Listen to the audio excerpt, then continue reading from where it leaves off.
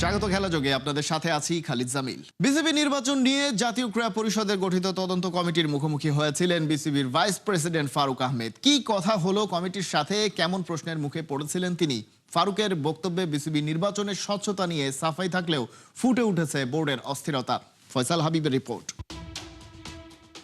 BCB নির্বাচনে অনিয়ম এবং ক্ষমতার অপব্যবহার তদন্তে 5 সদস্যের তদন্ত কমিটি গঠন করে জাতীয় ক্রীড়া পরিষদ এ মাসের 11 তারিখ। সেই ধারাবাহিকতায় কমিটির মুখোমুখি হয়েছিলেন বিসিবির ভাইস প্রেসিডেন্ট ফারুক আহমেদ। ঘণ্টাখানেকের বেশি কথা হয়েছে দুই পক্ষের। কি কথা হলো, কেমন ছিল কমিটির অ্যাপ্রোচ, জানিয়েছেন ফারুক। খুবই ফ্রেন্ডলি, তাদের সবারই দেখলাম ইন্টারেস্ট আছে ক্রিকেটে অনেক। আমাদের একজন মাননীয় জাজ ছিলেন, আপনি জানেন, জাস্টিস মনে হয় উনি। পুলিশের একজন ঊর্ধ্বতন কর্মকর্তা ছিলেন, একজন লয়ার ছিলেন, আর আপনি জানেন একজন জার্নালিস্ট ছিলেন। আর আমি বলেছি যে ইলেকশন তো এখানে তো কোনো অপোজিশন ছিল না, সেখানে আসলে ম্যানিপুলেশনের সম্ভাবনা তো আপনি কেমনে হবে। যে নির্বাচনের প্রতিপক্ষ নেই সেই নির্বাচনে আলাদা করে কারসাজি করতে হয় না, খুব একটা ভুল বলেননি ফারুক আহমেদ। কিন্তু প্রতিপক্ষ না থাকায় কি প্রশ্নের জন্ম দেয় না? আপনি বললেন অপোজিশন ছিল না, ডোন্ট ইউ থিঙ্ক ইটসেলফ একটা কোশ্চেনেবল থিং যে অপোজিশন ছিল না বিসিবি ইলেকশনে?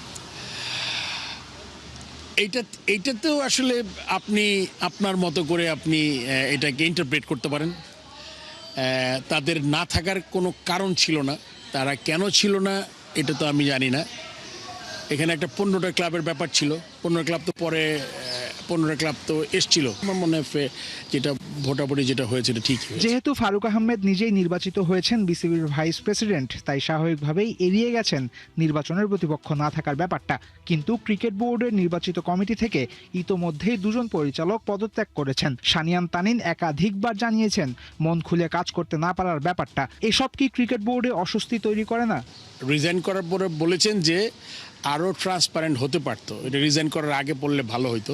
মন খুলে কাজ করতে পারছেন না, এটা আসলে যার যার ব্যক্তিগত। অনেক আপনি যদি একটা কোয়েশ্চেনই 2 জনকে করেন, 2টা পরিচালকের একরকম অ্যান্সার আসবে না। সো এটা একটা দেখারও ব্যাপার থাকবে আর কি। সো মনে করেন যেহেতু সানিয়ান ইয়াং গাই, কাজে খুব করার আগ্রহ ইচ্ছা, সে চায় বাংলাদেশে ভালো কিছু করতে।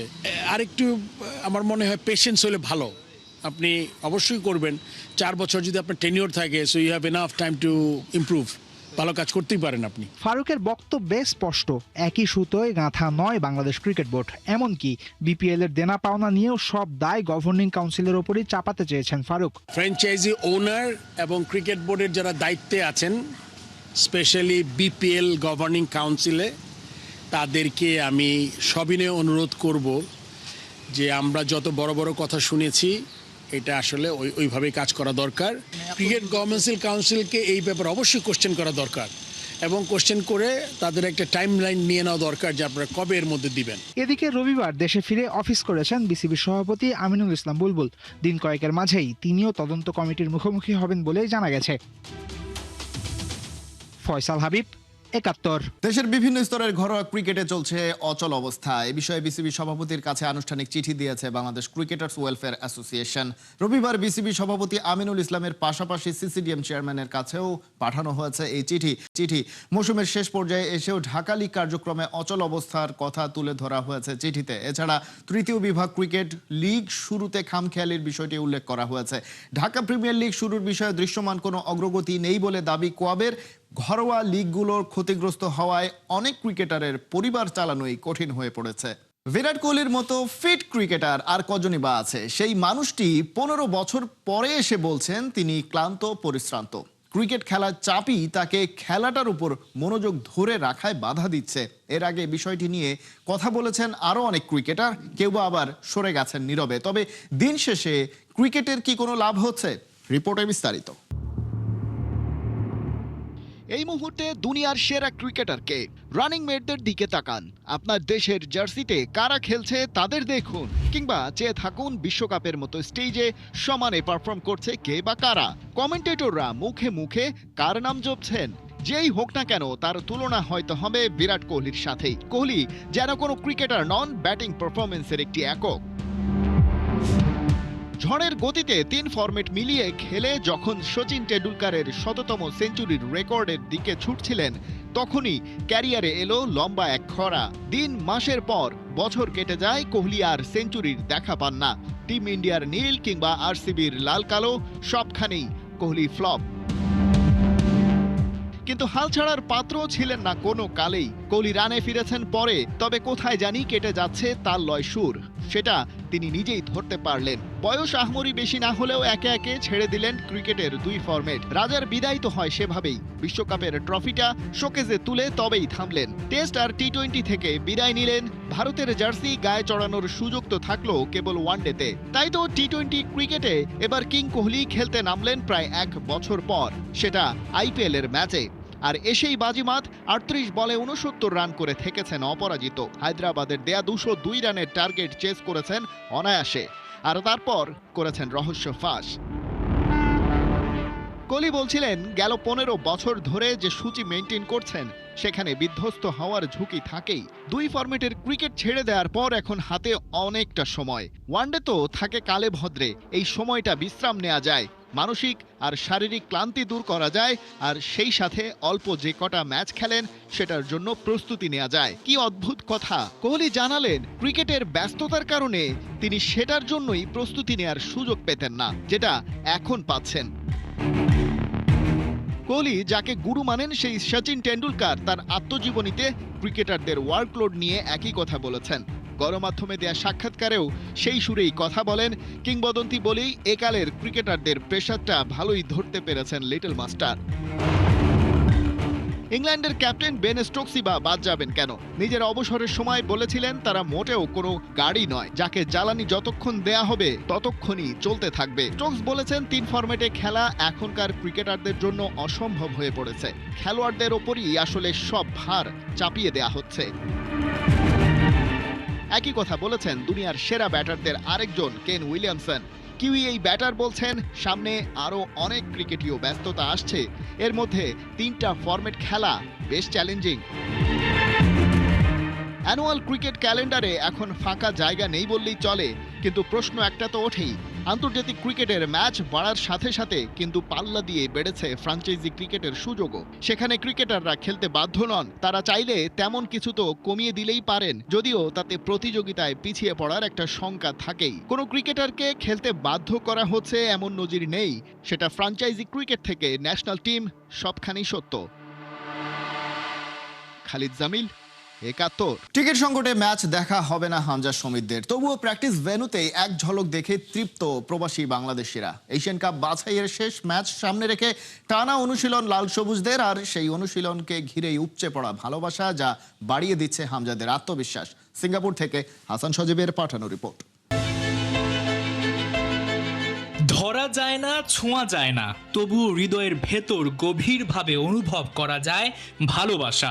হাজার মাইল দূরের দেশ, তবু যেন এক টুকরো বাংলাদেশ গড়ে উঠেছে এখানে সিঙ্গাপুরের আকাশের নিচে। কেউ বসে আছে ঘাসের ওপর, কেউ দাঁড়িয়ে ক্লান্তিহীন অপেক্ষায়, কেউ বা বাড়ির বারান্দায় লাল সবুজের পতাকা উড়িয়ে জানিয়ে দিচ্ছে আমরা আছি, আমরা পাশে আছি।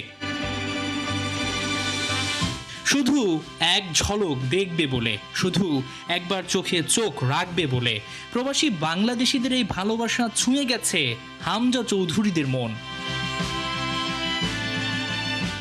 প্র্যাকটিস শুরুর অনেক আগেই শুরু হয় অপেক্ষা, সময় যেন থমকে দাঁড়ায়। আর যখন বাংলাদেশের টিম বাসটা গেইলাং ট্রেনিং গ্রাউন্ডে ঢোকে, হঠাৎই যেন প্রাণ ফিরে পায় চারপাশ। গর্জে ওঠে ভালোবাসা, হাত নাড়িয়ে, চিৎকার করে, নাম ধরে ডাক দিয়ে প্রবাসীরা যেন জানিয়ে দেয় দূরত্বে নয়, হৃদয়ে আমরা এক। এই ভালোবাসা, এই সমর্থন ফুটবলারদের পায়ে যেন বাড়িয়ে দেয় নতুন গতি, নতুন শক্তি। না বিরক্ত না, এটা খুব ভালো লাগে ওই সাপোর্ট যে পাচ্ছি। এমনি একটা প্র্যাকটিসে আসতে সব বাংলাদেশিরা যে সিঙ্গাপুরে আসে, যে আমাদেরকে সাপোর্ট করতে আসছে, ওইটা খুব ভালো লাগে। আই থিঙ্ক ওইটা সবার মুড একটু লিফট করে, একটু এনার্জি দেয় আরও, আর একটু মোটিভেশন দেয় ওই ম্যাচ জিততে, যে একটু যেতে হবে। এই এত পাবলিক, এত দেশের মানুষ আপনাকে চিৎকার, আপনার নাম ধরে চিৎকার করছে, টোটাল টিম একটা মনে হচ্ছে যে দেশে আছে। সো এটা অবশ্যই কাজে দেবে, যেটা আমাদের হয়েছিল লাস্টে। আমরা হংকংয়ে দেখছিলাম যে একই এনভায়রনমেন্ট, দেশের বাইরে ছিলাম, বাট কখনো মনে হচ্ছিল দেশের বাইরে আছে। ভিয়েতনামের অধ্যায় পেছনে ফেলে নতুন গল্প লিখতে সিঙ্গাপুর অধ্যায়ে বাংলাদেশ। দ্বিতীয় দিনের মতো গেইলাং ট্রেনিং গ্রাউন্ডে ঘাম ছড়িয়েছে লাল সবুজরা। দলে নেই অনেক মুখ, আবার ইনজুরির কারণে অনেকে থেকেও নেই। তবুও থেমে নেই স্বপ্ন। চাপকে পাশে সরিয়ে চোখে শুধু লক্ষ্য, দেশের জন্য, পতাকার জন্য, মানুষের ভালোবাসার প্রতিদান দেওয়ার জন্য। আই থিঙ্ক আমরা অনেক ভালোভাবে শো করতে পারবো, পারফরমেন্স দিতে পারবো। ইভেন আমরা যে ওই ভিয়েতনাম ম্যাচে হাইন্ডসাইডে যদি একটু দেখি, এত খারাপ ছিল না, 3-0 একটু হর্ষ ছিল। জাস্ট টুকটাক মিস্টেক, মানে বেসিক জিনিস যে আমরা আরও ভালোভাবে করতে পারি, পুরা টিম, দ্যাটস দ্য ডিফারেন্স। আর ওইটা আমরা লিস্ট আমরা শিখতেছি যে football is a game of 1 or 2%, ওইটা হলো ডিফারেন্স। চ্যালেঞ্জটা হচ্ছে আপনার আমাদের অ্যাটলিস্ট একটা জয় অবশ্যই আমাদের জন্য ভালো, বাট অ্যাটলিস্ট পয়েন্ট নিয়ে আমরা এখান থেকে ফিরতে চাই। সিঙ্গাপুরে বাংলাদেশ এসেছে 3 পয়েন্ট আদায় করে নিতে এশিয়ান কাপের বাছাই পর্বে দ্বিতীয় অবস্থানে থাকতে। বাংলাদেশের লক্ষ্যেই আছে, তবে লক্ষ্যটা আরও বেশি শক্তপোক্ত হয়েছে যখন প্রবাসী বাংলাদেশিরা বাংলাদেশের ফুটবলারদের যে ভালোবাসা দিয়েছেন। তাই এখন কিন্তু এক প্রকার বাংলাদেশের একটা আলাদা শক্তি এবং সাহসের জায়গা তৈরি হয়েছে। আর এই শক্তি সাহসী কিন্তু বাংলাদেশকে একেবারে উজ্জীবিত করে ফেলেছে। দিন শেষে যদি বাংলাদেশ ম্যাচটা জিততে পারে, তাহলে প্রবাসীদের জন্য হবে এই জয়টা দারুণ একটা উপহার। হাসান সজীব, 71, সিঙ্গাপুর। ব্যাংকে টাকা রেখে দিলে কি আর ক্রিকেট আগাবে? ফ্যাসিলিটিস না বাড়ালে খেলোয়াড়রা শিখবে কিভাবে? ক্ষোভে এমন প্রশ্নই তুলেছেন বিসিবির ফ্যাসিলিটিস বিভাগের চেয়ারম্যান শানিয়ান তানিম। বলছেন, আলোচিত সমালোচিত এম নাজমুল ফিন্যান্স কমিটির চেয়ারম্যান পদে থেকে পদে পদে জটিলতায় ফেলছেন পরিচালকদের। তার অতি হিসেব আর চিন্তা ভাবনায় নাকি পিছিয়েই পড়ছে দেশের ক্রিকেট। সাইফুল রূপকের রিপোর্ট। কথা আছে, দড়ি বেশি টানলে ছিঁড়ে যায়। বিসিবিতে এম নাজমুলের অতিরিক্ত হিসেব নেওয়ার চেষ্টা আর কারণে অকারণে খবরদারি করে বড্ড গোলমাল পাকাচ্ছেন। এসবে দেশের ক্রিকেটটাই নাকি পিছিয়ে যাচ্ছে। ক্রিকেটাররা প্র্যাকটিসে কয়টা ডাব খান? এত পান করা লাগে? জার্সি একটা করে কম দিলে হয় না? অফিসে এত চা বিস্কিটের বিল আসে কেন? এই সেই ফিন্যান্স কমিটির চেয়ারম্যান সাবেক অধিনায়ক তামিমকে সোশ্যাল প্ল্যাটফর্মে বলেছেন ভারতীয় দালাল। লিটন শান্তদের বেতন ভাতা নিয়ে বাজে মন্তব্য করে হয়েছিলেন সমালোচিত। এত কিছু হওয়ার পরেও থেমে যাননি। পরিচালকদের ক্রিকেট উন্নয়নের কাজে নানাভাবে বাধা দিচ্ছেন। ফ্যাসিলিটিস বিভাগের চেয়ারম্যান শানিয়ান তানিমও তার আচরণে ক্ষুব্ধ। এম নাজমুলের কারণে নাকি চট্টগ্রাম স্টেডিয়ামের পানির সংকট এখনো কাটেনি। চিটাগং যেটা এই ওয়াটার ট্রিটমেন্ট নিয়ে কথা হচ্ছিল, সো সেখানেও আমার জানা ছাড়াই নাজমুল ভাই ওখানে গিয়েছিল, হয়তো অন্য কোনো ডিরেক্টর তাকে ইনভাইট করেছিল ওখানে গিয়েও সে অনেক ধরনের প্রশ্ন করেছে যেটা তার করার কথা না। সে গ্রাউন্ডসম্যানদেরকে যে চার্জ করেছে যে এটা কেন হচ্ছে, ওটা কেন হচ্ছে, আমি কেন এইটা করবো না, ওটা করবো না। Yes, he might have his ideas, but তার কাজ ছিল আমাকে এটা বলার, এবং আমি হয়তো তারকে কোয়েরিজগুলো করে দিতে পারতাম। বাট এরকম ইন্টারফিয়ারেন্স আসলে করা উচিত না। এন্ড অফ দ্য ডে উনি মনে করেছেন হয়তো বিসিবির টাকাটা ওনারই টাকা, উনি ওনার নিজের ব্যাংকে হয়তো রেখে যেতে পারবে, তার ঘরের টাকা সে বাঁচাবে। কিন্তু এন্ড অফ দ্য ডে ওনার বোঝা উচিত, এবং বিসিবির সবার বোঝা উচিত যে প্রত্যেকটা ডিরেক্টরকে ট্রাস্ট করাটা আমাদের দায়িত্ব।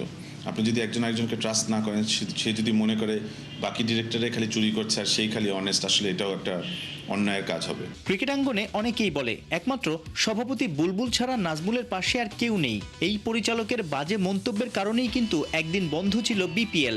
অথচ ক্রিকেটারদের কথা দিয়ে কথা রাখেননি বিসিবির প্রেসিডেন্ট।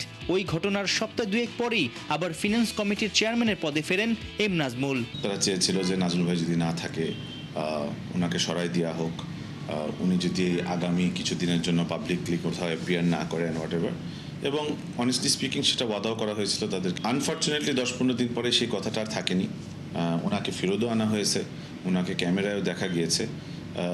ওই সময়টায় আমি মনে করি প্লেয়ারদের থেকে বেশি কষ্ট আমি পেয়েছিলাম, কারণ প্লেয়ারদেরকে নিয়ে যাওয়ার দায়ভার আমি নিয়েছিলাম। যখন প্লেয়ারদেরকে প্রমিস করা হয়েছিল, প্লেয়াররা কিন্তু আমার উপরে বিশ্বাস রেখেই সেই প্রমিসটাকে অ্যাকসেপ্ট করেছিল। যখন জিনিসটা উল্টো হলো, তখন honestly I felt very betrayed. বুলবুলের বিসিবিতে নাকি শান্তি নাই। কাজের পরিবেশ না থাকায় ইতোমধ্যেই পদত্যাগ করেছেন ক্লাব ক্যাটাগরিতে পরিচালক পদে আসা ইশতিয়াক সাদেক ও আমজাদ হোসেন।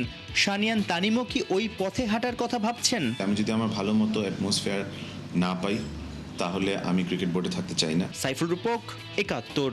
উষ্ণ সংবর্ধনায় বরণ করে নেওয়া হলো এশিয়া কাপ স্বর্ণপদক জয়ী বাংলাদেশ আর্চারি দলকে। থাইল্যান্ডের ব্যাংককে টুর্নামেন্ট শেষ করে আজ দেশে ফিরেছে আর্চারি দল। যুব ও ক্রীড়া প্রতিমন্ত্রী আমিনুল হকের পক্ষ থেকে বিমানবন্দরে আর্চারদের ফুল দিয়ে বরণ করে নেন যুব ও ক্রীড়া সচিব মোহাম্মদ মাহবুবুল আলম। বিমানবন্দরে আর্চারি দলের সাথে ছিলেন এশিয়া আর্চারির সভাপতি কাজী রাজিবউদ্দিন আহমেদ চপল সহ সংশ্লিষ্ট আরও অনেকেই। গেল শুক্রবার এশিয়া কাপে স্টেজ 1-এর কম্পাউন্ড পুরুষ দলগত ইভেন্টে ভিয়েতনামকে হারিয়ে স্বর্ণপদক জেতে বাংলাদেশ। এই সাফল্য বাংলাদেশের জন্য গর্বের। এর আগে আন্তর্জাতিক অঙ্গনে কম্পাউন্ড ইভেন্টে সোনা জেতেনি লাল সবুজের দল। ভবিষ্যতে বাংলাদেশ আন্তর্জাতিক মঞ্চে আরও বড় সাফল্য বয়ে আনবে এমন আশা করছেন উপস্থিত সবাই। কম্পাউন্ড এবার নতুন 28-এর অলিম্পিকে অন্তর্ভুক্ত হয়েছে, তাই আমরা এটার উপর গুরুত্ব বেশি দেওয়া হয়েছে এবং তারা সাকসেসফুল হয়েছে। এই প্রথমবারের মতো আমরা কোনো এশিয়া কাপ বা কোনো আন্তর্জাতিক টুর্নামেন্টে আমরা সাফল্য অর্জন করেছি। আপনারা প্রশ্ন করেছেন যারা এশিয়া কাপে চ্যাম্পিয়ন হয়েছে, স্বর্ণপদক পেয়েছে, তাদেরকে আমরা কোনো পুরস্কৃত করবো কিনা। অবশ্যই আমাদের মাননীয় প্রতিমন্ত্রী মহোদয় আজকে এখানে থাকার কথা ছিল। আমি খুবই খুশি এবং আমরা খুব কনফিডেন্ট ছিলাম পুরো খেলাটা নিয়ে।